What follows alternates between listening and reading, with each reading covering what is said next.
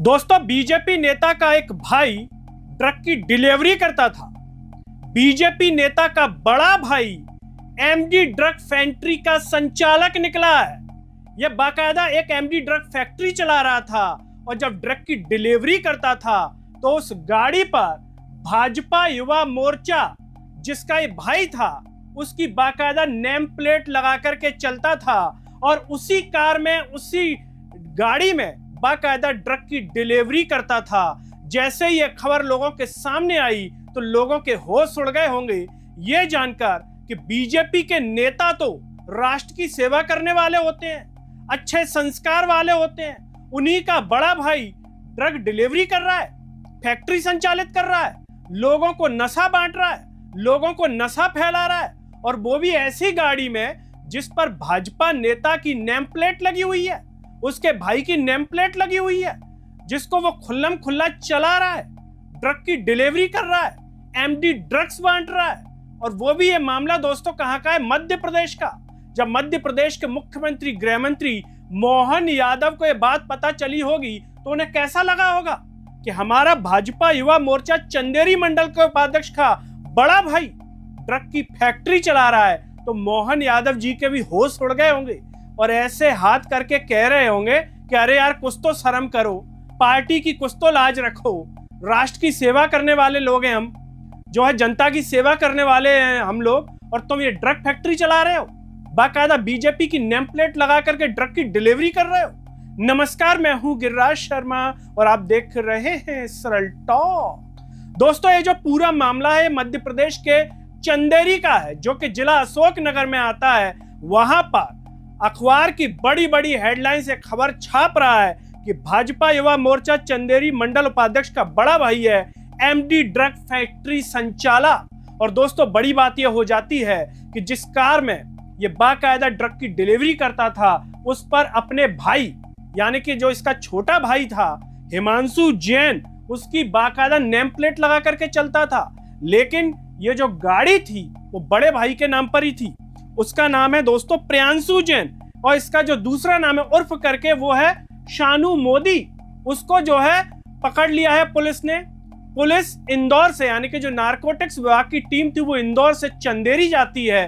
15 सदस्यीय दल होता है और इंदौर की पुलिस को पता कैसे चलता है कि वहां पर मध्य प्रदेश में चंदेरी अशोकनगर में जो है फैक्ट्री संचालित हो रही है।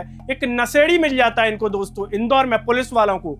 वो नशेड़ी बताता है कि मैं तो जो है वहां से अशोकनगर चंदेरी से भी जो माल ले लेता हूं, या उससे पुलिस को सूचना प्राप्त हो जाती है तो पुलिस उसके आधार पर चंदेरी चली जाती है। और इस चंदेरी का जिस गांव का मामला है दोस्तों, उसका नाम है कड़राना।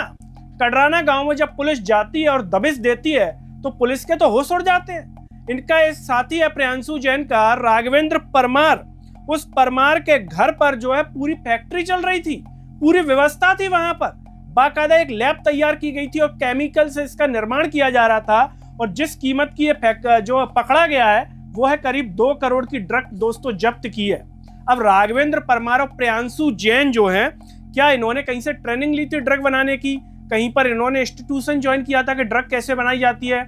या ये पाकिस्तान चले गए थे क्या ड्रग बनाना सीखने के लिए? अफगानिस्तान चले गए थे क्या? जी नहीं दोस्तों, मीडिया बता रही है कि इन्होंने यूट्यूब से सीखा था। ये सब यूट्यूब चलाया, उससे सीखा कैसे बनाना है, और फिर कच्चा माल ये इंदौर से लेने लगे और अपने घर पर बनाने लगे। और बाकायदा इस कार से उसकी डिलीवरी करता था प्रियांशु जैन। और बड़े बड़े जो शहर है इंदौर, भोपाल, इनमें डिलीवरी की जाती थी। यानी कि ये जो प्रियांशु जैन और राघवेंद्र परमार है, इनको लगा होगा कि बीजेपी के शासन में तो हमको रोजगार मिल नहीं पाएगा। जब इनके जो भाई साहब हैं वो चंदेरी मंडल उपाध्यक्ष हैं, वो भी इनका कुछ भला नहीं कर पा रहे होंगे, तो मन में लगा होगा कि अगर माल छापना है, पैसा कमाना है तो कुछ नशे का कारोबारी करना पड़ेगा। क्योंकि नशे में क्या है? माल, पैसा। कम समय में क्या बना जा सकता है? करोड़पति, अरबपति। लेकिन जैसा कि फिल्मों में बताया जाता है कि जुर्म का रास्ता गलत होता है, उससे आप एकदम धराशायी हो जाते हैं, नीचे भी आ जाते हैं। तो ठीक इसी तरीके से जो प्रियांशु जैन है और राघवेंद्र परमार है, वो एक तरीके से धराशायी हो गए, जमीन पर आ गए, क्योंकि इनको पुलिस ने पकड़ लिया है, गिरफ्तार कर लिया है। और इस पूरे मामले की जो है आगे चल करके जांच भी की जा रही है। दोस्तों, इसमें एक एंगल और निकल करके आ रहा है। चंदेरी में फिल्मों की शूटिंग होती है तो पुलिस इस एंगल पर भी अब जांच कर रही है कि फिल्म शूटिंग के लिए मैनेजमेंट से जुड़े तारों की भी जांच हो रही है। ये जो प्रियांशु जैन है जो पकड़ा गया है, जब फिल्म की शूटिंग वाले लोग आते थे तो वहां पर पूरी व्यवस्था अरेंजमेंट करता था। तो अब पुलिस इस एंगल पर जांच कर रही है कि फिल्म इंडस्ट्री के लोग जो हैं वो भी जो नशा लेते हैं तो कहीं उसमें भी इसकी संलिप्तता तो नहीं है, ये कहीं नशा मुहैया तो नहीं करवाता था फिल्म इंडस्ट्रीज के लोगों को। तो बाकायदा पूरी जांच हो रही है, मोबाइल वगैरह की, इसके खाते वगैरह की जांच की जा रही है, उसके बाद ही पुलिस इसको पूरा आगे बता पाएगी। इसमें बता दें दोस्तों, सोमवार की रात में नारकोटिक्स विभाग के डीएसपी संतोष हाडरा के नेतृत्व में 15 सदस्य टीम इंदौर से ग्राम कड़राना पहुंची थी, जहां पर शराब पार्टी कर रहे 2 लोगों को पुलिस ने धर दबोचा। उनसे पूछताछ करने पर फैक्ट्री के संचालन का खुलासा हुआ। जैसे ही टीम राघवेंद्र के घर पहुंची तो लोग देखकर दंग रह गए। उसने ड्रग बनाने की पूरी व्यवस्था कर रखी थी।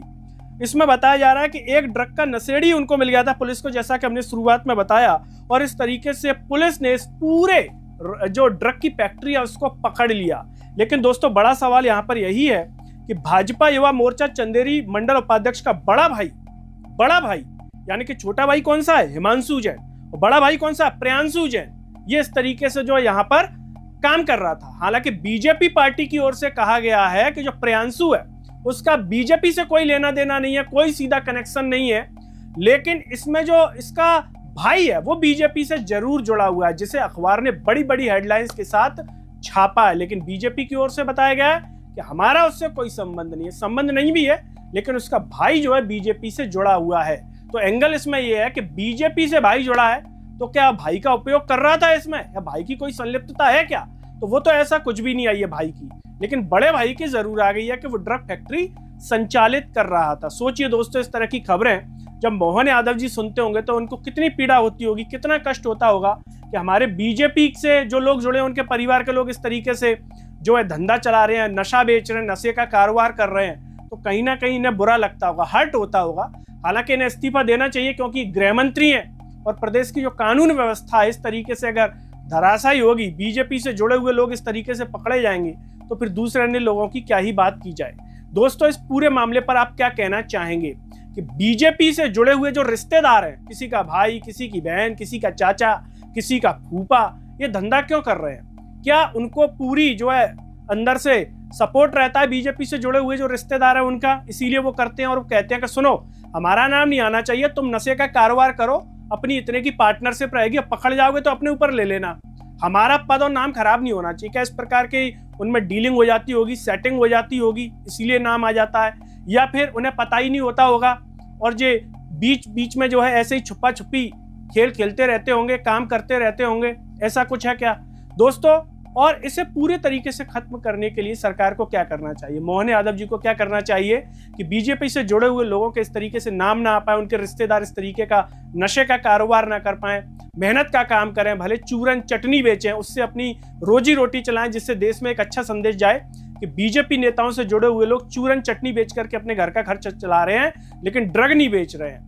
दोस्तों, आप जो भी सोचते हो कमेंट बॉक्स में अपनी राय जरूर दीजिए, इस वीडियो को हर जगह शेयर कीजिए, चैनल को सब्सक्राइब कीजिए, साथ ही साथ सरल टॉक के Facebook, Twitter, Telegram, Instagram page को आप जरूर फॉलो कीजिए। अंत में सभी से एक अपील है दोस्तों, जब यूट्यूब पर आप ये वीडियो देख रहे होंगे तो नीचे जॉइन थैंक्स का बटन होगा। अगर आप आर्थिक रूप से सक्षम है तो उन बटनों के द्वारा या फिर फोन पे के QR कोड द्वारा आप हमें जरूर सपोर्ट करें, जिससे हम और बेहतर कार्य कर सकें। नमस्कार।